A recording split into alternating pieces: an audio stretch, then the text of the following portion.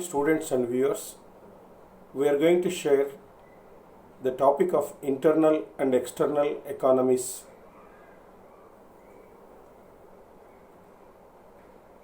So, very important concept, internal and external economies. When a firm produces goods on a large scale, it gets a lot of advantages. These advantages are known as economies of large scale production. Economies means advantages. There are two types of economies. One is internal economies, second is external economies. So what is the meaning of internal economies? The word internal is used here to means the limitation of these economies to the firm itself.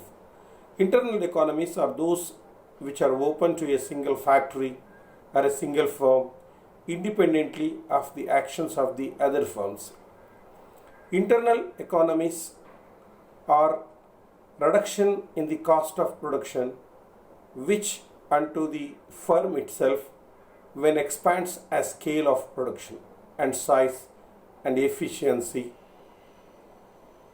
So these are called as internal economies. There are many types of internal economies to a firm. Technical economies. So technical economies means what? Larger firms will have their own financial resources. Hence they can improve their technical factors like updated, latest, modern, sophisticated, advanced machinery. They will be able to install most suitable machinery. This leads to lower production cost. Technical economies can arise from four different types. One is large scale missions. Number two, linking processes. Number three, superior techniques. Number four, increased specialization.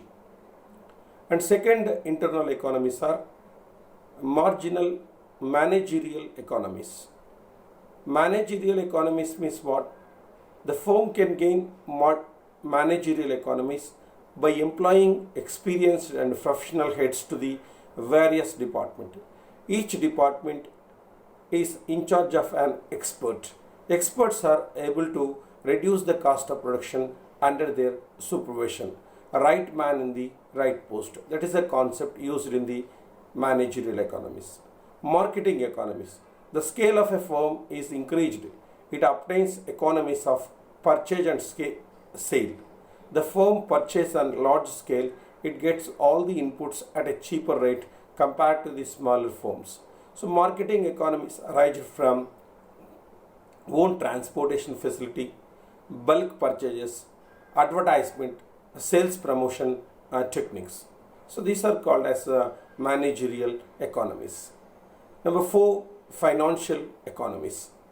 So larger, bigger firms will be better known to the financial institutions and banks, so they get easily credit on more favorable terms and low rate of interest. Their goodwill and reputation helps to access credit and can borrow on more favorable terms. So this is called as financial economies. Next, labor economies. A big firm employs a large number of workers, which workers is given the kind of job he is fit for. Therefore, workers get skilled in their operations, which save production time and encourage new ideas. These are called as labor economies. And next, number six, the risk-bearing economies. Large firms will be in a position to bear risk or avoid risks. Big firms having different production units will have risk-bearing economies. The loss in one market can be covered by the profits in another market. These are called as risk-bearing economies. Next, second part is external economies. The advantages enjoyed by each and every firm as a result of the expansion of the industry. These advantages are of the common benefits for all the firms working in an expanding industry. So there are many types of external economies. Number one, economies of concentration. When all the firms get concentrated at one place, they can get skilled workers, provision of better transportation, credit facilities. These are the advantages of localized industry.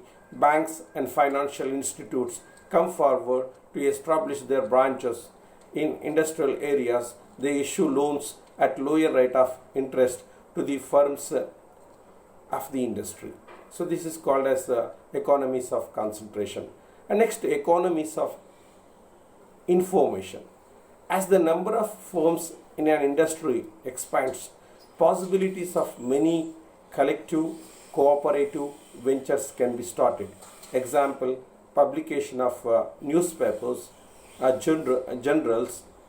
journals, and giving scientific and commercial information about the industry becomes possible. Industries will have better financial resources than larger firms, so they can establish research labs whose fruits can be distributed to all the firms of the industry. Next, last is economies of disintegration. When an industry grows, it becomes possible to split up the processes which are taken over by specialist firms, for example, cotton mills. If an industry grows well, it gets the economies of specialization. Various forms of it become specialists in their respective fields. This leads to the more output and less production cost in the industry.